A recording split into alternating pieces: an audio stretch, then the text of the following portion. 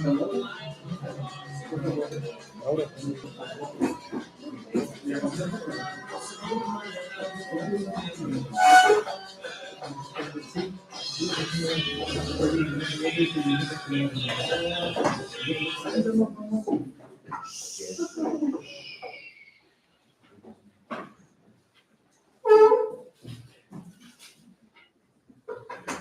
running?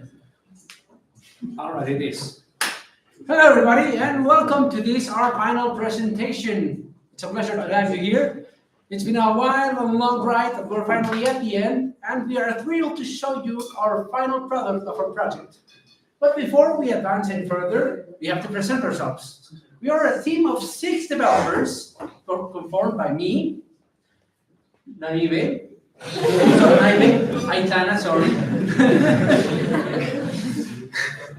Danny, Jan, and Hector. And together we formed the Rolling Stones. Now that we're well acquainted, how about we begin? Okay, so there are 1.3 million surgeries made over the year. Yet 50% of patients are readmitted within 30 days post-surgery due to preventable conditions. So this is basically because of the lack of post-surgery feedback from the doctors.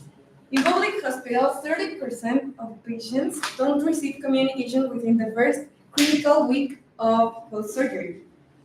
This is because there are only 3.4 doctors for every 1,000 people. This lack of doctors is the main cause of this lack of communication and leads to delays, fragmented communication, and lack of personalized recovery support. So this problem is also mainly critical when patients require physical therapy. This because the discharge instructions often lack the patient input and overlook their perspectives and knowledge. This is our current situation. The patients lack decentralized recovery guidance, causing unclear instructions, repetitive questions, and communication gaps. And our desired state is for the patients to fully understand the recovery process with accessible, clear, and tailored information, minimizing confusion and promoting effective healing.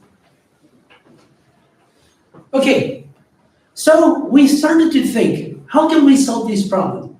How can we make what we need to happen in this scenario come true? So we began thinking and thinking and thinking, until eventually we came up with something we now call Get Better. But what do we envision this to be? Well, for us, Get Better is an app that offers for patients that are recovering from surgery, curated and specialized information that is tailored for their own specific needs of their own recovery.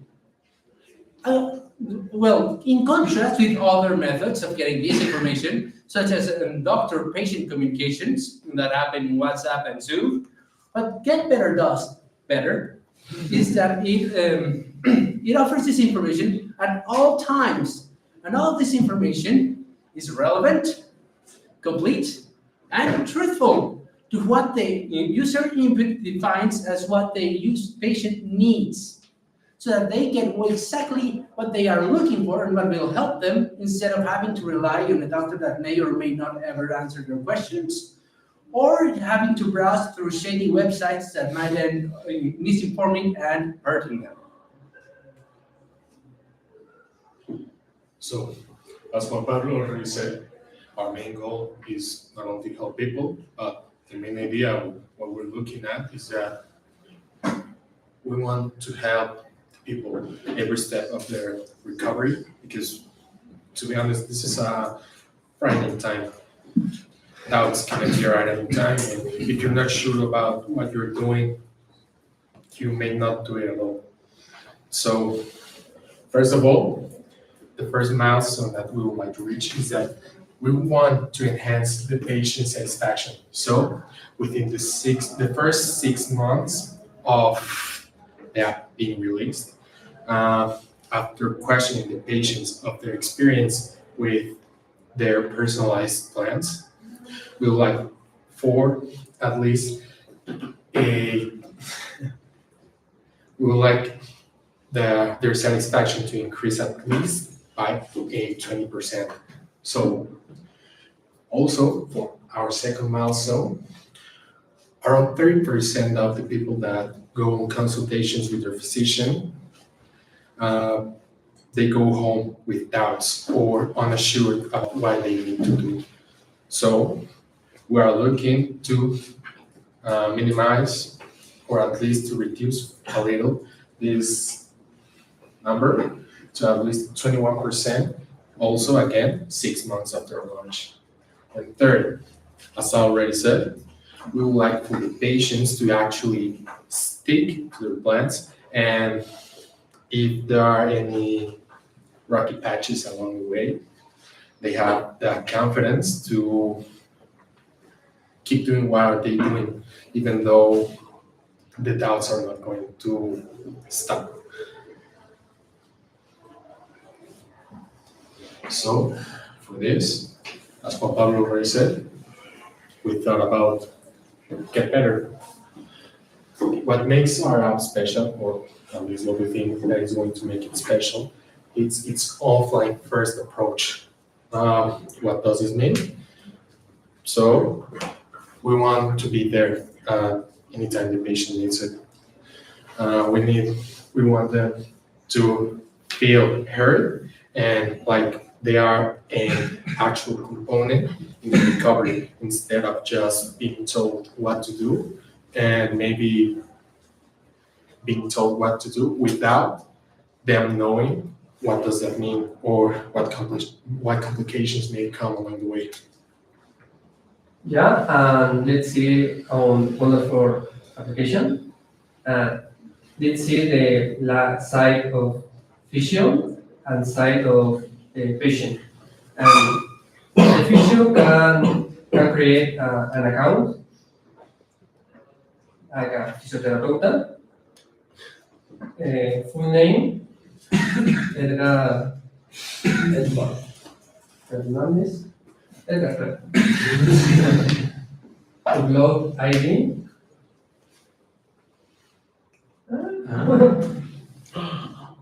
Upload credentials and especialidad. Nerve surgery. Research. Brain, no, like stem damage. Bob.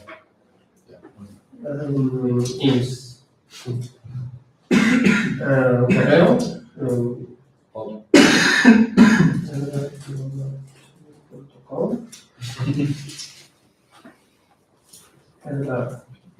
Post. Words.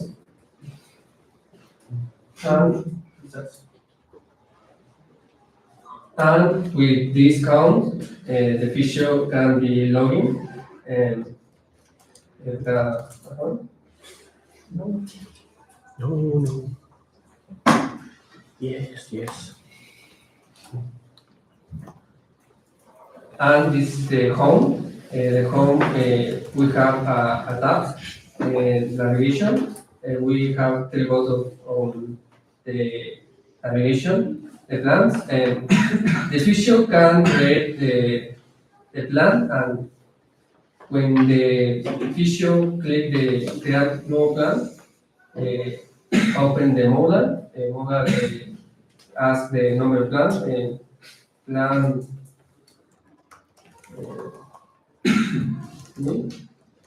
number of pacientes, guardar. And plan creado correctamente, and we see the plan, and this plan, the patient can be joined, and this side, I'm gonna log in with a patient account.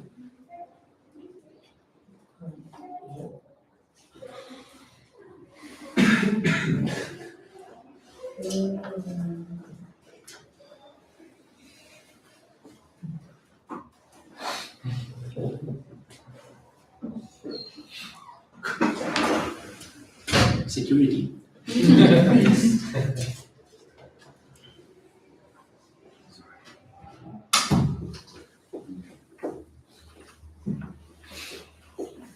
Very strong security. Yes. Well, I'm gonna create a new account for patient. Give me an example, please. Kitchen, give an example. Giancarlo. Giancarlo. Bob. Giancarlo. Like, Giancarlo Anselmi. Nacimiento. I don't know.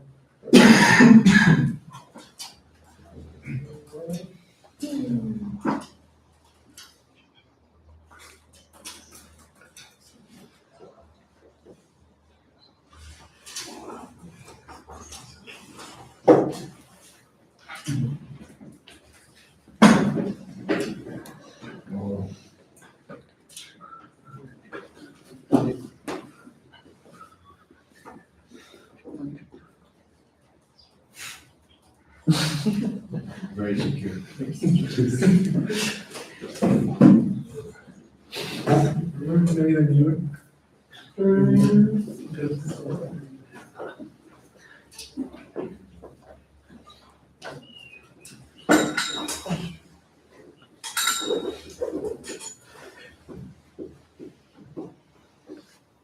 Start. And the plan ID can copy and put in this input and guardar. And the feature should change the pending and approved. And this part, the feature can see the patient pending and junk, and let the submit yes. And the planning of the patient can see in this part, and that's it.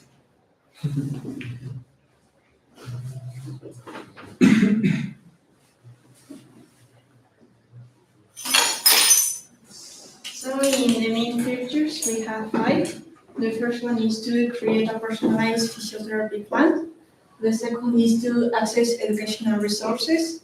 The third one is to provide the opportunity to consult frequently, ask questions and their answers about the plan.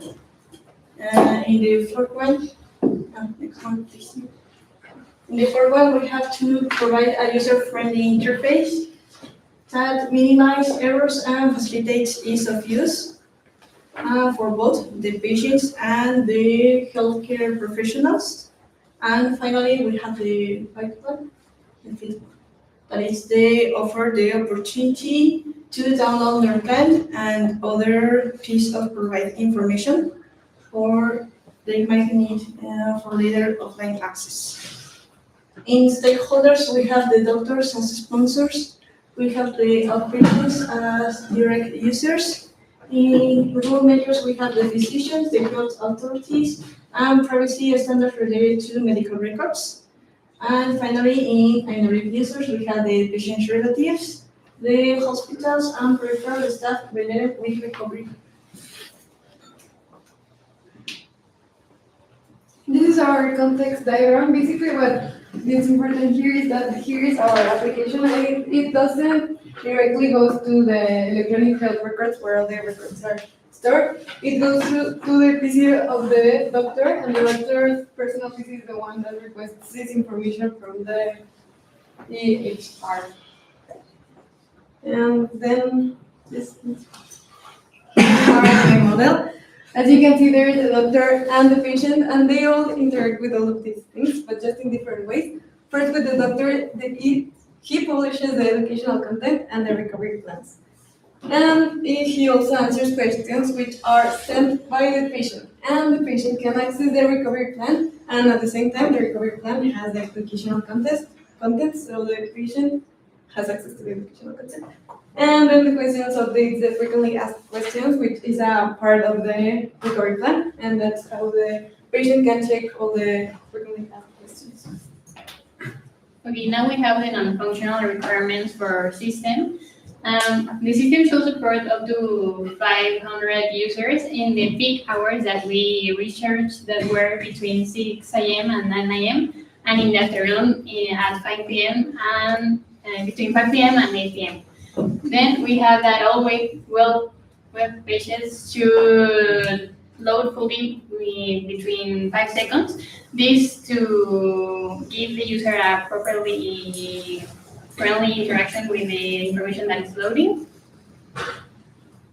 Then for the safety, the system should inform the patients that this is not a substitute of a doctor, and if there is a real emergency, they should contact specifically their doctor instead of common questions presented in the app. And as for the security, all transactions should be used using AAS 256, that is the standard for transacting personally identifiable information. Also, only authorized physiotherapists, as we saw in the prototype, only authorized doctors that have a certificate can access and make a profile in our app and adjust the plans. This to ensure that patients are receiving trustworthy information. Then only patients should be able to access data only in their plan that is assigned to the doctor. All right, so it's very important to talk about the architecture of our solution.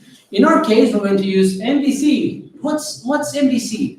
Well, the main idea is about the separation of the software into 3 pieces: the view, the controller, and the model. So, how does it work? Imagine software that uses MVC as a restaurant, a fancy one. So the clients come in, sit down, and look at the menu. That place, the dining room, that is a view. That is where the client is going to do all the interactions that they need to do with the restaurant. Then a few moments later comes the waiter and asks the client, what is it that you ordered? The waiter in this case is a controller.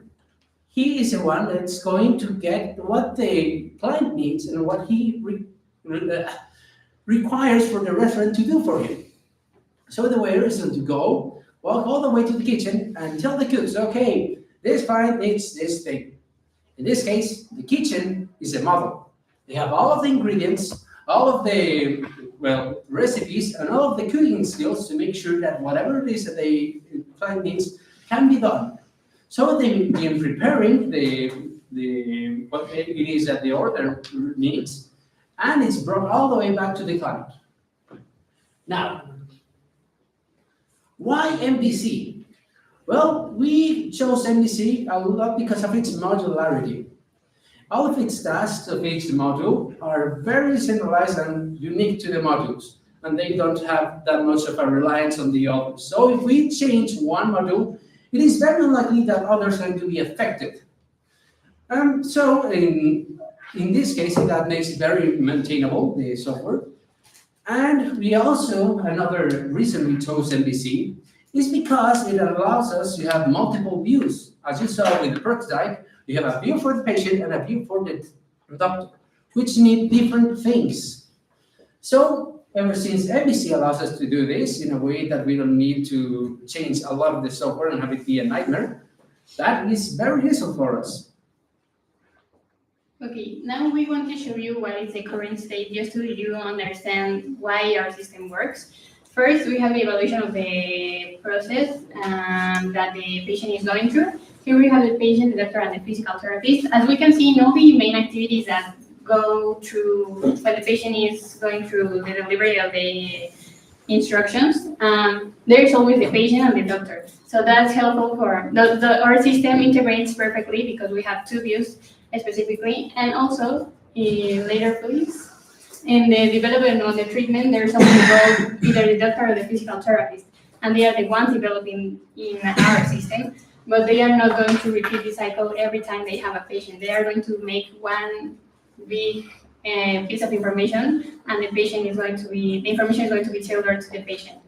And lastly, in the delivery of the instructions, we have the physical therapist and the patient, which also applies to our system because the doctor gives the patient the code, and we are creating more interactions and creating more problems to our clients because we are entering just in their existing environment.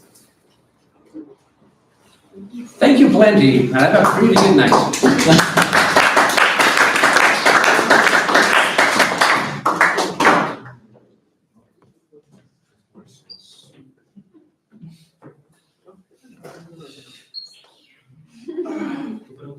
The prototype, the user enters the symptoms or discomfort that they have.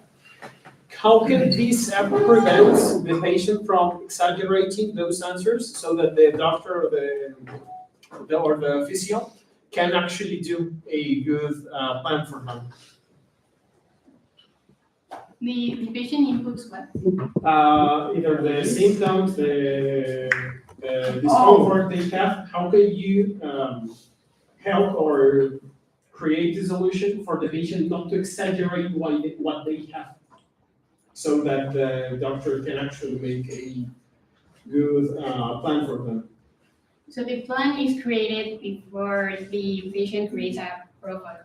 The doctor uploads a general plan with recommendations that he knows from his experience dealing with patients.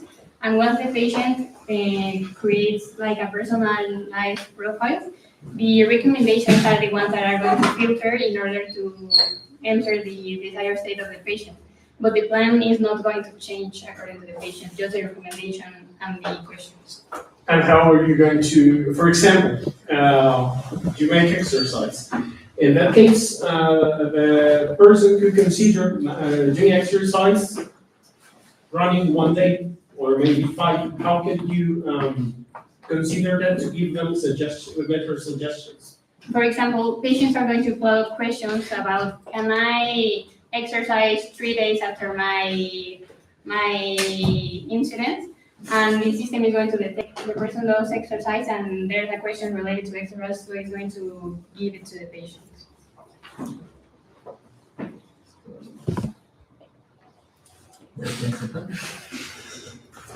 Good.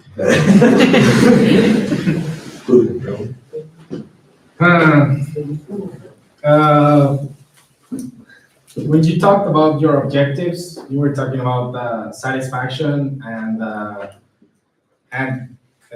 reducing the patient concerns, like increasing the satisfaction in a percentage and reducing the concerns also in a percentage. What metrics are used to measure the success of the app in achieving those objectives? Okay, so about 30% that we presented, those are actually statistics that we can found around every public medical institution around Mexico. So what basically we aim to is to extrapolate the reach of our app with the number of users and to actually see if their experience with the system is helping them reduce their doubts simply by asking, like, for example, every time you start playing Brawl Stars and you say, do you like this game? Rate it from 1 to 5.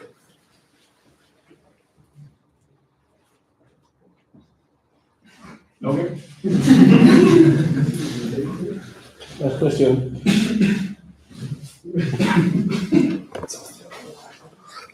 How does the model handle synchronization between the offline and the online data? Well, every time is, well, there's going to be times when they're online and offline, of course. There's a feature that they can download the information of their plan. And when they download it, it's like that, but whenever they connect to the internet again and they have access to being able to download an update for the plan, there's going to be an option that tells them, okay, there's been an update on your plan. You want to update it so that you have relevant and updated information. And then, well, you can update it and voila. Can I follow up? And wouldn't that make some moments where actually the doubts and concerns increase when the client needs like the updated data and for some reason he doesn't have the access to the internet? Well, there's not really much of what we can do if they don't have internet because they can't really access information. So they at least have the most recent version downloaded on their phone so they can consult that. And whenever they get back to having internet, that's when they're going to be able to get the updated information just fine. But while they are not connected to the internet, there's really not much to do. And also, for example, physicians have a specific way in which they like to treat their patients. So I might recommend, okay, you don't shower for the next 3 days because this is going to, I don't know, dry the skin and make your stitches itchy. So please avoid that. But others may say, oh, okay, it's completely fine. So you just need to buy this moisturizer cream, okay? So what we aim to do is that that knowledge, that personal knowledge that came from the experience of the physician with the many, many years of treating the patients, go into the plan. So for specific breakthroughs that may alter the general treatment for certain conditions, it's actually pretty rare or not that often. So what is going to be updated are the knowledge of the physician inside of its plan. And who knows, maybe there's a physician that would like to update their plan daily, but maybe there's just one that does it every once a year because their patients present the same questions, they have the same general profile, and so the updating it constantly may not be necessary. Okay. We have a question from the internet. Oh. That's a new one. That's the first time. Oh yeah. Hello, everybody. The question from Joel Espinosa is, what was the most challenging and what learning did you take away from your project? Anyone wants to answer that? Well, in my case, finding the problem was the most challenging thing. You do not have an idea of how many times we stood here trying to get the problem right. I would say it's one of the most important parts because if you get the problem wrong, everything else falls down. So yeah, you have to make a lot of research and maybe get a sponsor to get you very good and relevant information of what you're actually meddling with. For me, it was being remembered that physicians are all with us, basically. Thank you very much, Tim.